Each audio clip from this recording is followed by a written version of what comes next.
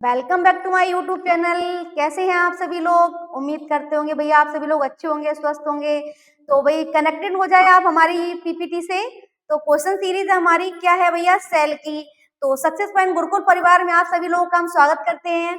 तो आ जाइए भैया हमारे साथ जुड़ जाइए कि आज हम लोग क्या करेंगे, सेल की श्रृंखला करेंगे, क्वेश्चन की प्रश्नोत्तरी करेंगे। ठीक है, तो इसी बीच हमारा पहला क्वेश्चन है आपसे, क्या है? सेल नाम किस जीव वैज्ञानिक ने सर्वप्रथम दिया था? क्या होगा भैया?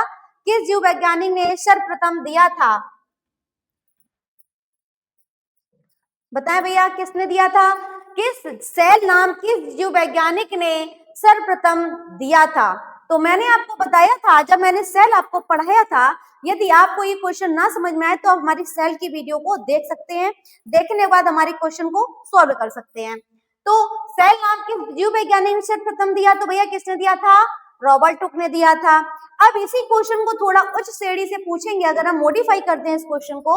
तो हमने अगर पूछा कि लिविंग सेल, यानी कि जो लिविंग सेल है, कहने का मतलब जो सजीव है, क्या है भैया? जो सजीव कोशिका है। तो सजीव कोशिका को बच्चों किसने बताया था? सर्वप्रथम सजीव कोशिका को बताने वाले कौन थे? तो सजीव कोशिका जिसमें जीवन होता है उनको बताने वाले हमारे ल्यूवेन हॉक थे। कौन थे बच्चा? ल्यूवेन हॉक थे। अब इसमें क्वेश्चन में इतना ठीक है। अब मेरा सेकंड क्वेश्चन है आपसे। सेकंड क्वेश्चन हमारा क्या है कि कौन सी रचना जंतु कोशिका को वनस्पति कोशिका से विभेदित करती है? अब मैंने ये चीज भी आपको पढ़ाया था कि जंतु कोशिका में क्या पाया जाता है और वनस्पति कोशिका में कौन सा पाया जाता है, और इन दोनों को विभेदित कौन करता है? तो ये बताएं भैया कि जंतु कोशिका में राइबोसोम प्रेजेंट होता है। क्या होता है बच्चों? राइबोसोम प्रेजेंट होता है। ठीक, माइटोकॉन्ड्रिया प्रेजेंट होता है, सेंट्रोमियर दोनों में पाया जाता है। क्या भाई? सेंट्रोमियर में भी सब पाया जाता है। अब जो सेंट्रियोल होगा, क्या होगा बच्चा? जो सेंट्रियोल होगा ये हमारी सिर्फ और सिर्फ किसमें पाया जाता है? ये जो सेंट्रियोल है ये सिर्फ हमारी एनिमल यानी कि जंतु कोशिका में सेंट्रियोल पाया जाता है। जंतु कोशिका में जो सेंट्रियोल है क्यों पाया जाता है? एक छड़नुमा होता है। क्या होता है बच्चों? ये एक छड़नुमा होता है। इस छड़ कैसी होती है? ये छड़ जो होती है ना,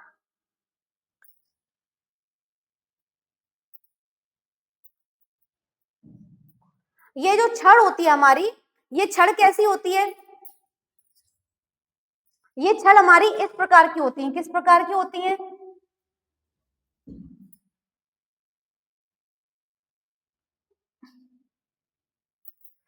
ये छड़ हमारी इस प्रकार की होती हैं।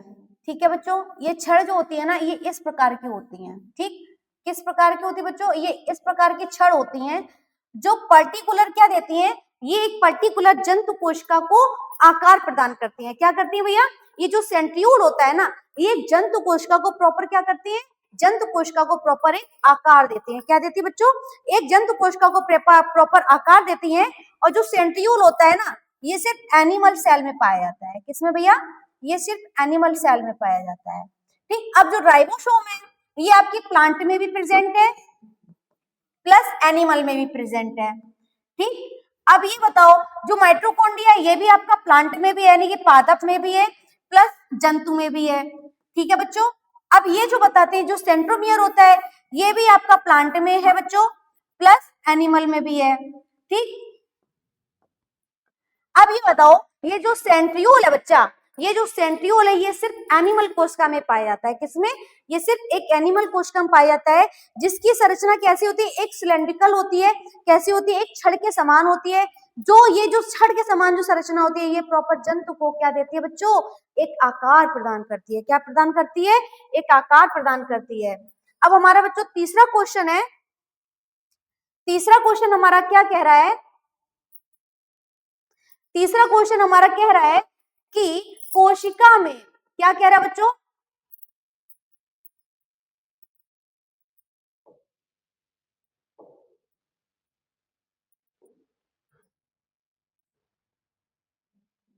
हाँ, क्वेश्चन हमारा तीसरा क्या कह रहा है कि कोशिका में राइबोसोम की उपस्थिति में, यहाँ उपस्थिति नहीं होगा, यहाँ पर आपका होगा अनुपस्थिति, यानी कि अनुपस्थिति। क्या होगा बच्चों?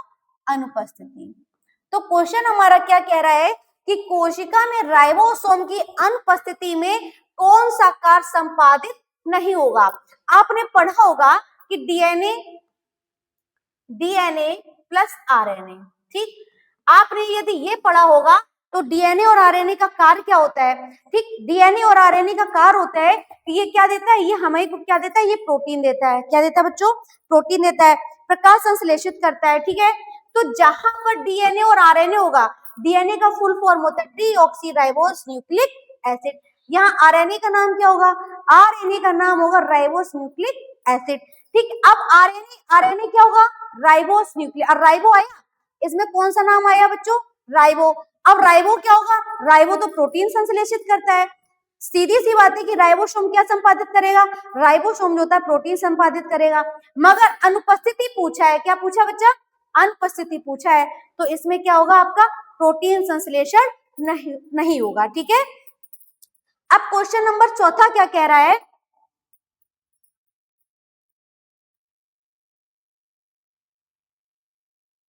क्वेश्चन नंबर चौथा कह रहा है यदि माइटोकॉन्ड्रिया काम करना बंद कर दे तो कोशिका कौन सा कार्य नहीं किया, कोशिका ने कौन सा कार्य नहीं किया। यदि मान के चलो कि जो आपका माइटोकॉन्ड्रिया है, क्या बच्चों, माइटोकॉन्ड्रिया है, यदि वो काम करना बंद कर दे तो ऐसा कौन सा कार्य होगा जो आपकी सेल नहीं करेगी, ठीक। इसका सिंपल सा क्वेश्चन ये होगा कि जो भोजन का ऑक्सीकरण, यानी कहने का मतलब है oxidation of food, oxidation of food, यानी कि खाने का पाचन नहीं करेगा, ठीक है, खाने का पाचन नहीं करेगा। यदि माइटोकॉन्ड्रिया काम करना बंद कर दे तो कौन सा कार्य नहीं करेगा बच्चों, भोजन का ऑक्सीकरण नहीं करेगा। समझ में आएगा बच्चा। अब हमारा पांचवा प्रश्न कह रहा है, हमारा पांचवा प्रश्न क्या कह रहा है,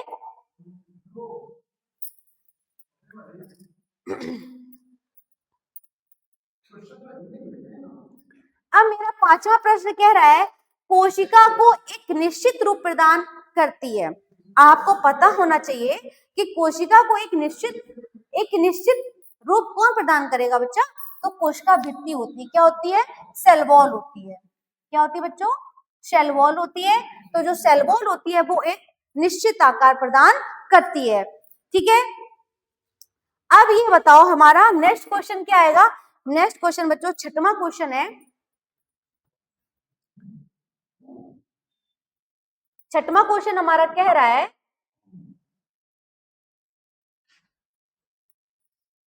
छठवां क्वेश्चन हमारा कह रहा है कि कोशिका में उपस्थित, क्या कह रहा है भैया,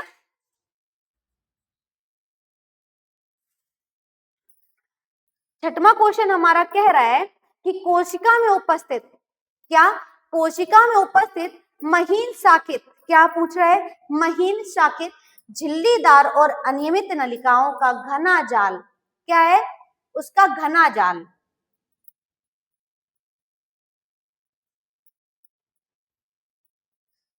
क्या है भाई, उसका घना जाल क्या कहलाता है। तो आप ही बताओ, जो हमारी कोशिका है, ठीक है, अभी बताओ कोशिका के पास एक आपकी घने जाल की क्या पाई जाती है, एक नलिका पाई जाती है जिसको अंतःप्रद्रवी जालिका कहते हैं। क्या कहते हैं बच्चों, उसको कहते हैं अंतःप्रद्रवी जालिका कहते हैं। ये हमारी सेल के सबसे नजदीक पाई जाती है, ठीक है। तो ये क्या था, ये एक महीन होती है, इसके दो प्रकार होते हैं, किस प्रकार की होती है, जो झिल्लीदार शाखित होते हैं ये दो प्रकार की होती है, एक तो आपकी महीन होगी, ठीक, एक आपकी कैसी होगी, स्मूथ होगी, मुलायम होगी, कैसी होगी, ये आपकी अंतःप्रद्रवी जाल की यानी कि घने जाल वाली होगी, और वो घने जाल की नहीं होगी। तो जालिका कितने प्रकार की होंगी, जालिका दो प्रकार की होंगी। कितने प्रकार की जालिका होंगी बच्चों, दो प्रकार की जालिका होंगी, ठीक है। एक खुरदुरी होगी, एक स्मूथ होगी, एक कैसी होगी, एक खुरदुरी होगी, ये आपकी कैसी है, ये आपकी खुरदरी है, ठीक, ये आपकी खुरदरी। और दूसरी कैसी होगी, स्मूथ होगी, यानी कि चिकनी होगी, कैसी होगी बच्चों, चिकनी होगी, चिकनी अंतःप्रद्रवी जालिका। कितनी होती है, जालिका दो होती है, नंबर एक होती है आपकी अंतःप्रद्रवी जालिका, सेकंड होती है आपकी चिकनी, ये आपकी कोशिका से थोड़ी सी दूर पाई जाती है, ठीक है, चिकनी अंतःप्रद्रवी जालिका।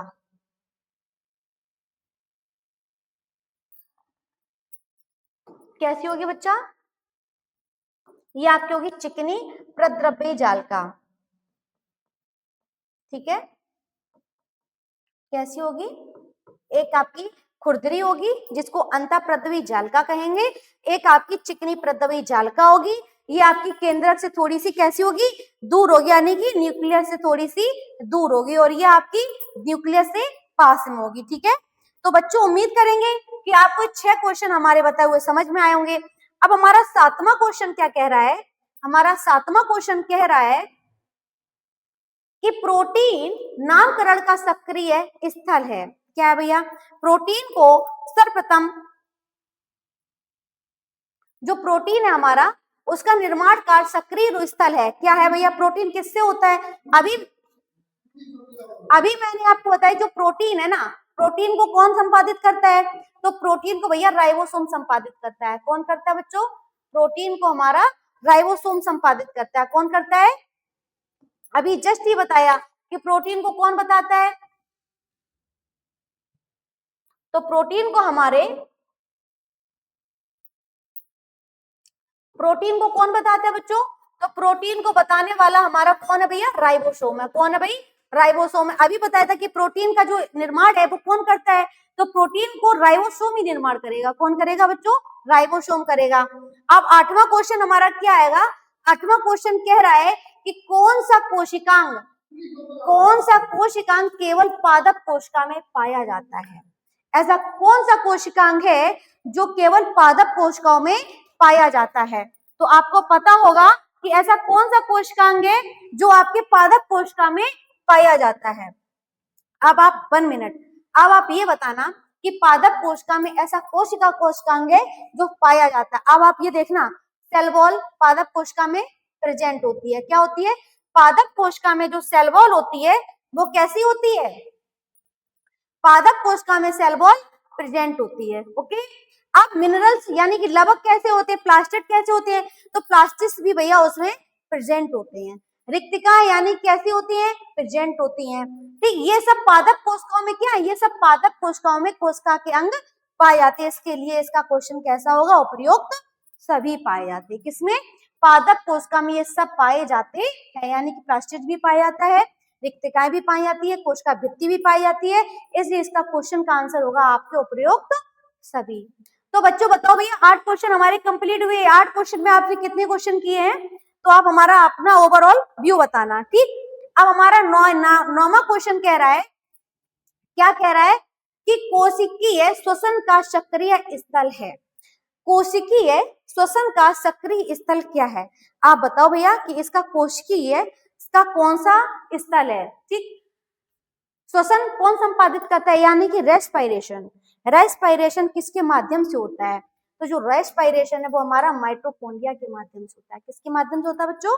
माइटोकॉन्ड्रिया के माध्यम से होता है। ठीक, अब हमारा 10वां क्वेश्चन और लास्ट क्वेश्चन है हमारा कि अवर्णीय लवक क्या होते हैं बच्चों? अवर्णीय लवक मुख्यतः पाए जाते हैं। अब बताओ, जो अवर्णीय लवक होते हैं वो मुख्यतः किस में पाए जाते हैं? ये अवर्णीय लवक कैसे होते हैं? ये ल्यूकोप्लास्ट होते हैं। कैसे होते हैं? ये ल्यूकोप्लास्ट होते हैं जो मुख्यतः रंगहीन होते हैं। कैसे होते हैं बच्चों? ये मुख्यतः रंगहीन होते हैं, इसका कोई रंग नहीं होता है। ठीक है, ये व्हाइट रंग के बल्डक होते हैं। ये जड़ों में पाए जाते हैं। किस में पाए जाते हैं? ये बच्चों जड़ों की कोशिकाओं में पाए जाते हैं। ये कैसे होते हैं? ये रंगहीन होते हैं। कैसे होते हैं? ये रंगहीन होते हैं। रंगहीन होते हैं। ठीक, कौन से रंगहीन? अवर्णीय लवक कैसे होते हैं? अवर्णीय लवक रंगहीन होते हैं, सफेद रंग के होते हैं। कैसे होते हैं बच्चों? ये सफेद रंग के होते हैं। सफेद रंग के होते हैं। ठीक, और बताएं इसमें जो होता है ये किसमें पाए जाते हैं? तो जो रंगहीन सफेद रंग के होते हैं अवर्णीय लवक किसमें पाए जाते हैं? मुख्यतः जड़ों की कोशिकाओं में पाए जाते हैं। किसमें पाए जाते हैं? जड़ों की कोशिकाओं में पाए जाते हैं। आपको बच्चों उम्मीद करते होंगे कि हमारे द्वारा लाए हुए प्रश्नोत्तर सीरीज आपको अच्छी लगी होगी। तो आप हमारी वीडियो को भैया लाइक करना, शेयर करना, वीडियो को सब्सक्राइब करना।